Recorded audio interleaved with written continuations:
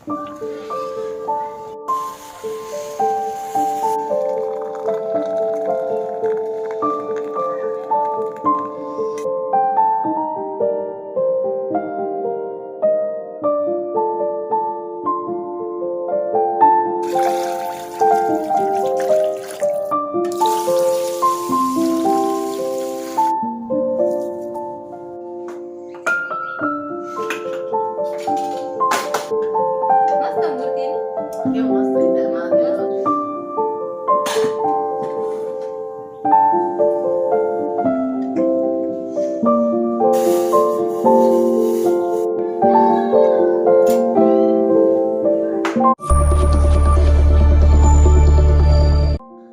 Friends, સ્વાગત છે તમારું એક નવા વિડીયોમાં। આજનો જે ન્યૂ વ્લોગ છે એ સ્ટાર્ટ કરીએ। તો રાતનો સમય છે, બધું જમી કરીને કામ કરી લીધું છે। દહીં જમાવાનું છે, તો મેરવણ છે એ નાખું છું દહીંમાં, કેમ કે દહીં બધું પૂરું થઈ ગયું હતું। આજકાલ તો ઠંડીની સિઝન છે એટલે હું દિવસે જમાવું છું, પણ દિવસે જમાવું છું તો પણ આજકાલ દહીં ખબર નહીં કેમ જલ્દી જામતું નથી। તો બસ દહીં છે એ જ અહીંયા કરીને જો જમાવીને મૂકું છું, એટલે કાલ પછી કોઈને ખાવું હોય ને તો પછી ખાઈ શકે। તો બસ આવી રીતના આખો દિવસ છે ઘરના કામકાજમાં કેવી રીતના નીકળી જાય છે, રાત પડી જાય છે ખબર જ નથી પડતી। સવારથી લઈને રાત સુધી બધા જેટલા બધા કામો હોય છે અને છેલ્લે લાસ્ટમાં જો અહીંયા સુવાથી પહેલાં પણ એ જ બધું ઘરનું કામ કમ્પ્લીટ કરી આખું રસોડું નીટ એન્ડ ક્લીન કરીને પછી જો દહીં છે એ જમાવું છું। તો મેરવણ નાખીને આવી રીતના જો ડબલ ટ્રબલ કપડું છે એની અંદર વીંટીને મૂકું છું, એટલે થોડી ગરમાહટ મળે તો જલ્દીથી દહીં જામી જાય। નકર જલ્દી છે ને જામતું નથી, એટલે કંઈક આવી રીતે જો ડબ્બામાં પેક કરીને જમાવું છું તો સરસ રીતે દહીં એકદમ ચક્કો થઈ જાય, જામી જાય છે। દૂધ પણ ગરમ થઈ ગયું છે તો એને પણ ઢાંકી દીધું છે ને બસ ચાલો હવે સૂઈ જઈએ।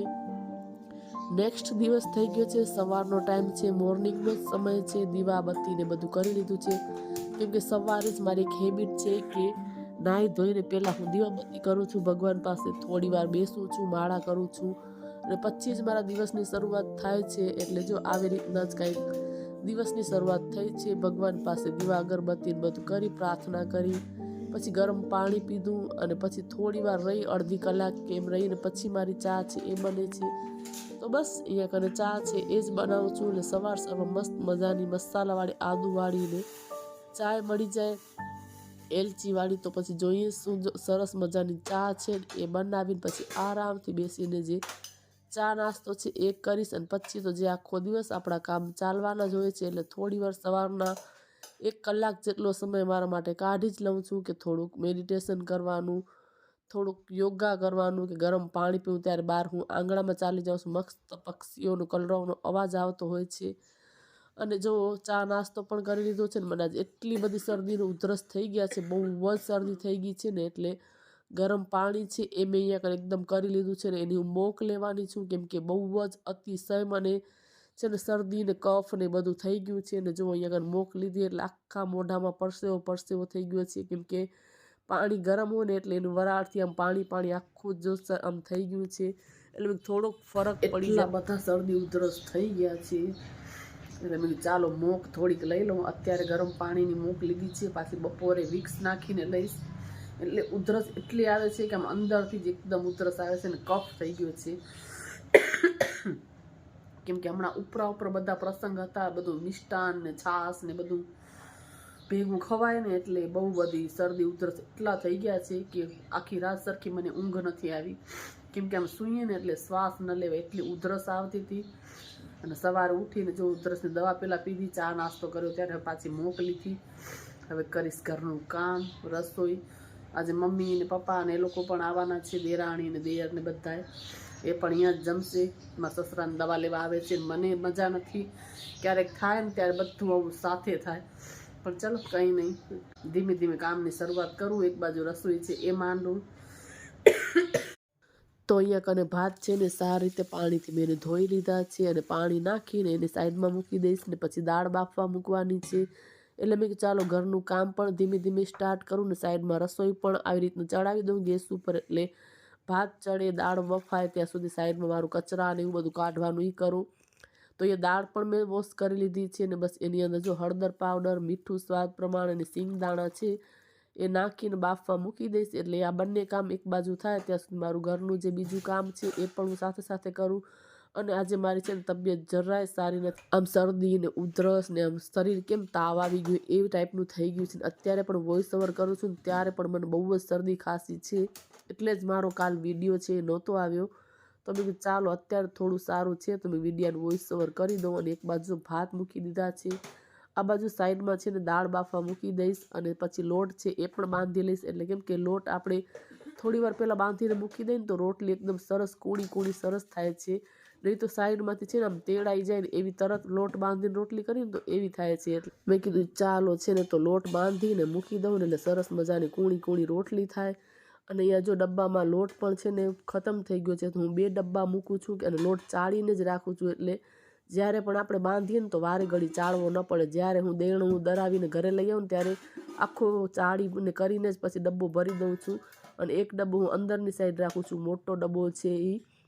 એટલે જો આવી રીતના ડબ્બો ચાળેલો જ છે ને એટલે બસ થોડો આવી રીતના બહાર મૂકું છું. કેમ કે મોટો ડબ્બો રાખવાની ક્યાંય મારા કિચનમાં આવી રીતના નીચે કબટ નથી, આવતો નથી.